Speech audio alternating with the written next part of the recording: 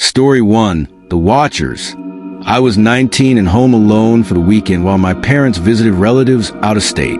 Being an only child, I was used to the solitude, even enjoyed it. Our house at the end of a quiet cul-de-sac, surrounded by woods on 3 sides. It was around 10 p.m. on a Saturday when I first noticed a car. A dark sedan, parked just beyond the streetlight's reach, engine running. I could see the faint glow of a phone screen inside, illuminating a face I couldn't quite make out. At first, I thought nothing of it. Maybe someone was lost, checking directions. But an hour later, when I glanced out again, the car was still there. Same position, same running engine. I tried to shake off the unease creeping up my spine and went back to my room. Around midnight, I heard it. The sound of footsteps on gravel. Our driveway was lined with decorative stones, and someone was definitely walking on them. I killed my bedroom light and peered through the blinds. 2 figures stood in my driveway, both dressed in dark clothing, both staring directly at my house. The car was gone now, but these people had clearly come from it. My phone was downstairs. Like an idiot, I'd left it charging in the kitchen. The footsteps started again, this time circling the house. I could track their movement by sound alone, around the left side, past my bedroom window, toward the back. My heart hammered, so hard I thought they might hear it. Then came the sound I'll never forget, the slow, deliberate testing of the back door handle. Once, twice, 3 times, each twist more aggressive than the last. I had to get to my phone. There was no other choice. I crept down the hallway, each step feeling like an eternity. The stairs creaked under my weight. They always had, and I froze, listening. The back door handle had stopped moving. Everything had gone silent. That silence was somehow worse than the noise. I made it to the kitchen and grabbed my phone with shaking hands. But as I turned to run back upstairs, I saw it through the sliding glass door, a face pressed against the glass, hands cupped around the eyes, peering inside. We locked eyes for a single, terrible moment. I bolted, called 911 as I ran back to my room, and locked the door. The operator kept asking me questions I could barely answer, because all I could hear was the sound of breaking glass downstairs. They were inside. Footsteps moved through the first floor with purpose, like they knew exactly what they were looking for. Cabinet doors opened and closed. Furniture scraped against hardwood, and then, after what felt like hours but was probably only 5 minutes, they started up the stairs. I heard the operator saying police were 2 minutes away, but 2 minutes might as well have been 2 years. The footsteps reached the landing. I could see shadows moving under my door.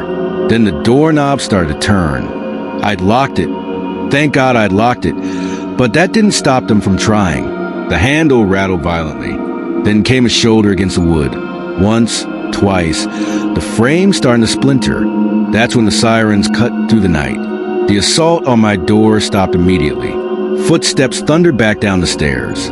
I heard the back door slide open, then running footsteps fading into the woods behind our house. Police found them half a mile away, detained them both. But here's what still keeps me up at night. They found a bag in the woods near our property. Inside were zip ties, duct tape, and a change of clothes, all brand new, tags still attached. Prepositioned, waiting.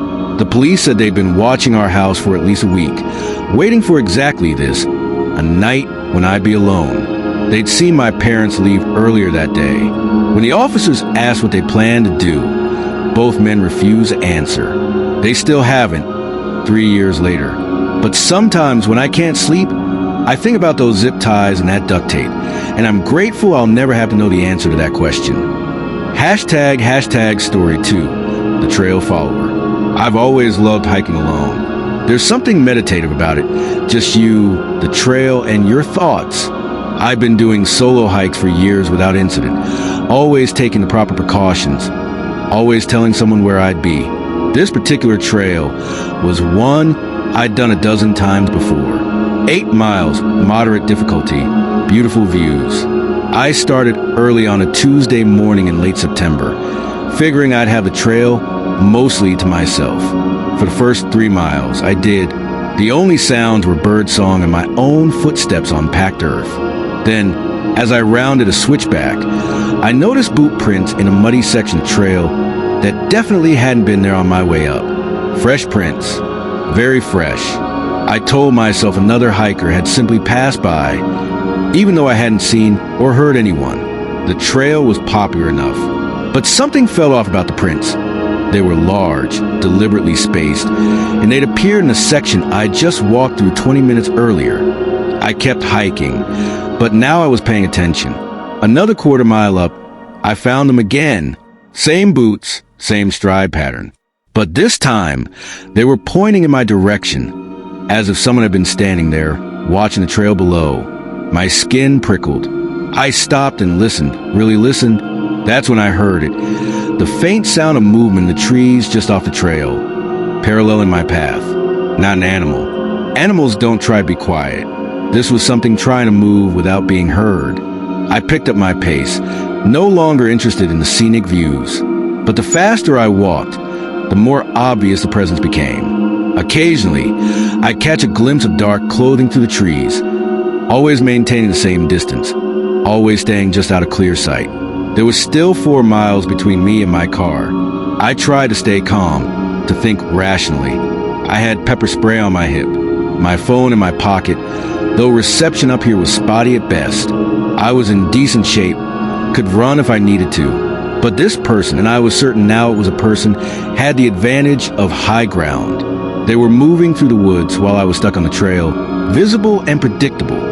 At mile 5, the trail descended into a heavily wooded section, dark even in midday. I didn't want to go through it, but the alternative was to turn back, which meant passing close to wherever this person was lurking. That I made a decision. I pulled out my phone and recorded a voice memo describing the situation, my location, the time. If something happened to me, at least there would be a record. Then I called out loud and clear, "I know you're there. I've called park rangers. They're meeting me at the next trail junction in 15 minutes. It was a bluff. I had no reception to call anyone. But I said it loudly, confidently, and waited. Silence. Then, after a long moment, the sound of someone moving away, not even trying to be quiet anymore. Twigs snapping, leaves crunching, growing fainter and fainter until it was gone completely. I didn't slow down until I reached my car. As I fumbled with my keys, I noticed something tucked under my windshield wiper, a Polaroid photograph. It was a picture of me, taken that morning as I'd started the hike. I was adjusting my backpack, completely unaware I was being photographed. On the back, written in careful block letters, "See you next time." I reported everything to the park rangers and police. They found several spots in the woods where someone had clearly been stationed, waiting and watching. Cigarette butts, disturbed leaves, even a small camp-like setup about 100 yards from the trailhead. But they never found the person. And that photograph, the one they kept as evidence, was developed from a camera type that hasn't been manufactured in over a decade. Someone was using old equipment, probably untraceable. I still hike, but never alone anymore. And I've never gone back to that trail, even though it was once my favorite. Because sometimes, late at night, I wonder if whoever took that photo is still out there, still waiting, watching some other trail for their next opportunity to add to their collection. Story 3, the basement tenant. When I was 23, I moved into an older house converted into 3 apartments. I got the top floor, which was perfect, lots of light, high ceilings, and most importantly, cheap rent in an expensive city. The landlord, an older man named Mr. Vega, mentioned during the lease signing that he lived in the basement unit. I thought it was odd. Why would the landlord live in the worst unit? But I didn't question it. Cheap rent was cheap rent. For the first month, everything was fine. I'd occasionally see Mr. Vega around, usually carrying groceries or checking the mail. He was polite but distant, never made small talk, which suited me fine. Then I started noticing the sounds. It began around 2 a.m. on a weeknight. A rhythmic thumping from somewhere below me, like someone moving heavy furniture. It would last 20, 30 minutes, then stop abruptly. I figured Mr. Vega was renovating his unit or something, though the timing was inconsistent and weird. The sound became more frequent. Every few nights, always between 2 and 4 a.m., Sometimes it was the thumping. Other times it sounded like dragging, like something heavy being pulled across a floor. I tried to ignore it, where earplugs play white noise. But one night, about 6 weeks after moving in, the sound changed. Instead of thumping or dragging, I heard what I could only describe as scratching. Frantic, desperate scratching, like fingernails on wood. And then, faintly, I heard crying. I sat up in bed, every nerve on edge. The crying continued, muffled but unmistakable. A woman's voice, maybe, though it was hard to tell through 2 floors. I grabbed my phone and almost called the police. But what would I say? My landlord's basement is making weird noises? Maybe I had a girlfriend over who was upset about something. Maybe I was overreacting. The next morning, I ran into Mr. Vega in the hallway. He looked terrible, dark circles under his eyes, clothes rumpled like he'd slept in them. I asked if everything was okay, mentioned I'd heard some noise late at night. His reaction was immediate and unsettling. His face went completely blank. Then he smiled, not a friendly smile, but something strained and wrong. Old houses make old sounds, he said. You'll get used to it. But I didn't get used to it. The sounds got worse, more frequent, and I started noticing other things. The basement door, a heavy, solid wood door with 3 locks, was always closed. Always. The small basement window facing the side yard was covered from the inside with what looked like black plastic. One afternoon, when I knew Mr. Vega had gone out, I'd heard his car leave. I went down to the basement level. The hallway was darker than the rest of the building, the single overhead bulb casting long shadows. I stood outside the basement door and listened. Nothing at first. Then, from deep inside, I heard it, that same scratching sound, but weaker now, more desperate. I knocked. Hello? Is someone in there? Do you need help? The scratching stopped immediately. Then, after a moment, I heard movement right on the other side of the door. Someone was standing there, inches away, separated only by the wood. Help. The word was barely audible, more breathed than spoken. Please help. My hand went to the doorknob, but before I could turn it, I heard footsteps on the stairs behind me. Mr. Vega stood at the top of the basement stairs, his face dark with fury. What are you doing down here? I stammered something about hearing strange noises, wanted to check if there was a maintenance issue. He descended the stairs slowly, deliberately, until he was standing between me and the only exit. You need to go back to your apartment. Now. Something in his voice made me obey. I pushed past him and practically ran up the stairs. Back in my apartment, I immediately called 911. The police came within 20 minutes. I met them outside and explained everything.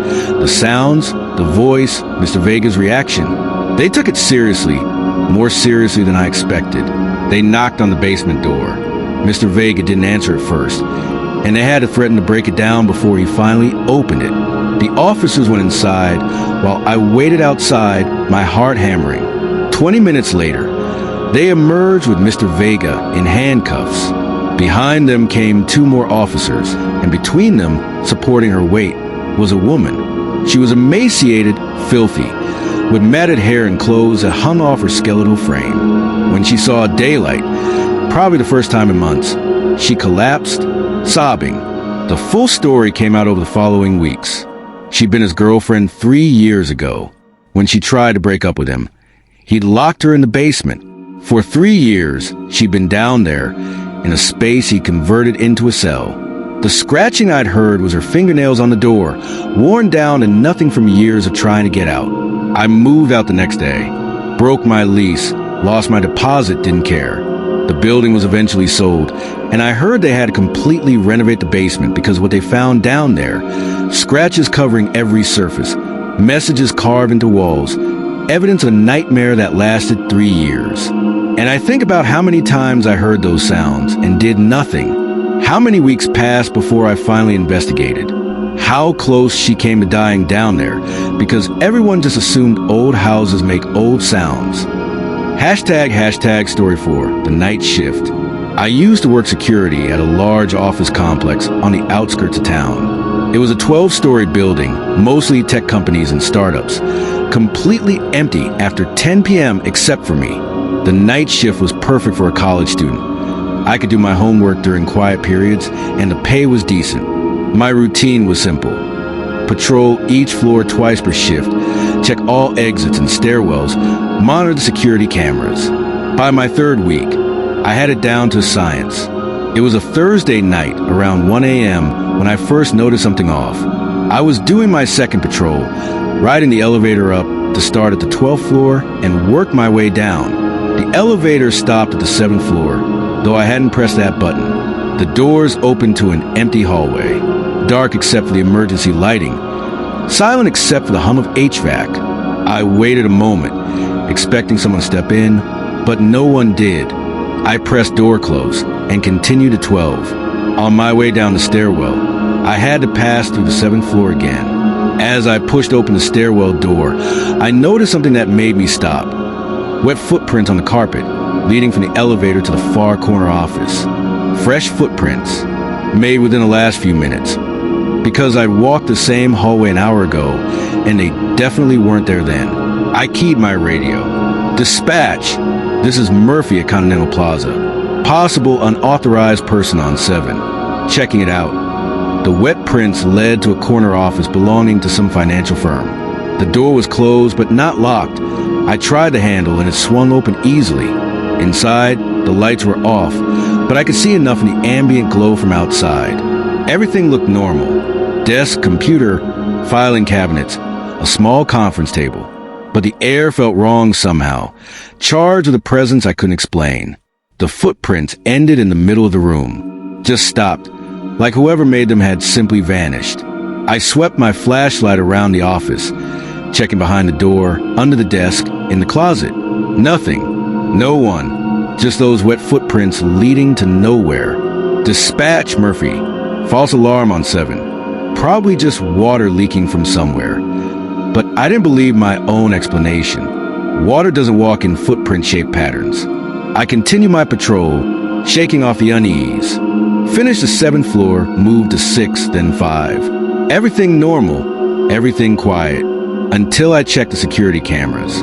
Back in the main lobby, I pulled up the footage from the 7th floor hallway, rewinding to when I'd been in that office. I watched myself on screen, entering the office, looking around, leaving. But on the feed from the office's internal camera, the one I hadn't known existed, I saw something else. As I'd been searching the room, as I'd been walking around with my flashlight, someone had been standing in the corner behind me, standing perfectly still, pressed into the shadows, watching me search the room. I watched the footage play out in horror. I saw myself check the closet. The figure didn't move. I saw myself look under the desk. The figure remained motionless. I saw myself walk within 2 feet of where this person was standing, close enough that I should have seen them, should have felt their presence. And when I left the office, the figure emerged from the corner and followed me to the door, stopping just at the threshold as I walked away down the hall. My hands were shaking as I grabbed my radio. Dispatch! I need police at Continental Plaza. Immediately. We have an intruder. While I waited for the cops, I pulled up every camera feed I had. The 7th floor was empty now, or appeared to be. But as I cycled through different angles, I caught glimpses, just glimpses, of someone moving through the building. A shadow passing in front of a stairwell camera. A door closing on its own on the 9th floor. And then, most disturbing of all, I saw them on the 3rd floor feed, standing motionless in the center of the hallway, facing the camera, facing me. Even through the grainy security footage, I could see they were smiling. The police arrived 15 minutes later. We did a floor-by-floor sweep, checking every office, every stairwell, every bathroom. Found nothing. No signs of forced entry.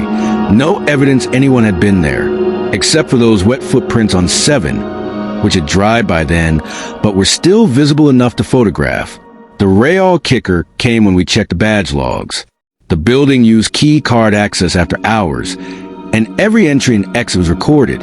According to the logs, no one had entered or left the building since I'd started my shift. But someone had been inside. I had video evidence. Wet footprints. Multiple camera feeds showing a figure moving through the building. The police couldn't explain it. The building manager couldn't explain it. And I sure as hell couldn't explain it. I quit the next day. They offered to put me on day shift, offered me a raise. But I didn't care, because I'd pulled the footage from the lobby camera, the one that covers the main entrance. For 3 hours before I'd first seen those footprints, that camera had been recording. And all that time, no one had entered through the main entrance. But at exactly 12:47 a.m., the camera glitched for less than a second, just a quick digital stutter. And when it came back, there in the reflection of the glass doors, for just one frame, I could see a figure standing behind the security desk, behind where I'd been sitting. I'd had the footage analyzed. That glitch couldn't be explained by any technical means. And that figure in the reflection, it wasn't anywhere else in the frame, just in the reflection, as if it existed only in that parallel version of the lobby. Someone else works that shift now. I wonder sometimes if they've seen the figure yet, or if they're still in that blissful stage where they think they're alone in that building at night. They're not alone. They're never alone. And whatever is in that building, it's still there, still waiting in corners, still watching through security cameras, still leaving wet footprints that lead to nowhere, still smiling. Hashtag story 5, the deleted messages. My sister disappeared 6 months ago, vanished without a trace on her way home from work one evening. Her car was found 3 days later in a grocery store parking lot. Key still in the ignition, phone on the passenger seat. The police investigated, of course, checked her finances, her social media, interviewed her friends and co-workers. But there were no leads, no signs of foul play, no indication of where she might have gone or why. I couldn't accept it. Rachel wasn't the type to just disappear. She was stable, happy, planning her wedding for next spring. People like that don't vanish into thin air. I got access to her phone through the police investigation. They'd already gone through it thoroughly, found nothing suspicious, just normal texts with friends, work emails, social media apps. But I kept it anyway. Couldn't bring myself to shut off her service. 3 weeks after she disappeared, her phone buzzed with a new message. My heart nearly stopped. I grabbed the phone, hand shaking, expecting to see her name on the screen, but it was from an unknown number. Stop looking. I immediately called the detective assigned to her case, Detective Morales. She had the message traced, but it came from a burner phone that had been powered off and destroyed shortly after sending. The messages didn't stop. Every few days, a new one would arrive, sometimes threatening. The more you search, the worse it gets. Sometimes cryptic. She went willingly, but she can't come back. Sometimes just disturbing. We've been watching you too. Detective Morales had my sister's phone monitored, had cyber experts trying to track these messages. Nothing worked. The senders were using sophisticated methods to hide their tracks, burner phones, VPNs, encrypted services. But here's where it gets really strange. One night, about 2 months after Rachel disappeared, I was going through her old messages again, reading through conversations with her friends, trying to find something the police might have missed. And I found messages I'd never seen before. An entire conversation thread with someone saved in her contacts as J. Just the letter J. The messages dated back 6 months before her disappearance, and they were concerning. I know what you're planning. One message from Rachel read, "You won't stop me." Jay replied, "I'll go to the police." "No, you won't. You have too much to lose." The conversation continued like this, increasingly hostile, increasingly threatening. The last message from Rachel, sent the morning of the day she disappeared. "I'm telling them everything. Today." I called Detective Morales immediately. She came to my house within an hour, and I showed her the messages. Her face went pale. "These weren't here before," she said. "We went through every message on this phone. These didn't exist." We both stared at the screen, watching a conversation that shouldn't exist between my sister and someone we couldn't identify. Then, as we watched, a new message appeared in the thread. "From Jay, you found them. Good. Now you understand." Morales grabbed the phone. "Who is this? Where is Rachel?" Another message. "Closer than you think. Farther than you can reach. I swear to God, If you've heard her, Morales started typing, but the phone shut off, just died, despite having a full battery. When we powered it back on, the entire message thread with Jay was gone, completely erased, like it had never existed. But I'd been recording the screen on my phone. I had video evidence of those messages, of that entire conversation. The police tech unit analyzed it, confirmed it wasn't faked or manipulated. Those messages had been real. They'd been on Rachel's phone, and then they'd been deleted remotely. Somehow, even though her phone was in police custody and we were watching it happen, the investigation intensified. They started looking at Rachel's life from a different angle. Maybe she'd been involved in something, witnessed something, knew something that made her dangerous. Then, 4 months after her disappearance, I got a package in the mail. No return address, postmarked from 3 states away. Inside was a USB drive. I knew I should have given it to the police immediately, but I didn't. I plugged it into my laptop, and what I found made me wish I hadn't. Videos, dozens of them, all showing Rachel, all clearly taken without her knowledge. In her apartment, getting ready for work, at her gym, working out, at restaurants with friends, at her boyfriend's house. Months worth of surveillance footage, carefully edited and compiled. Whoever had been watching her had been doing it for a long, long time. The final video on the drive was different. It was dated the day she disappeared. It showed Rachel getting into her car after work, but from an angle that suggested the camera was inside her car, hidden somewhere in the back seat. The video played. Rachel drove for about 10 minutes, normal commute, listening to music. Then, at a red light, a figure rose up from the back seat. I couldn't see their face. They were wearing a mask, but I could see the cloth they pressed over Rachel's mouth. Could see her struggle for only a few seconds before going limp. The video continued, showing the person driving her car to that grocery store parking lot, carefully positioning her unconscious body in the passenger seat, placing her phone beside her. Then they got out, looked directly at the camera they placed in her car, and waved. The video ended. I gave the USB drive to Detective Morales. The FBI got involved.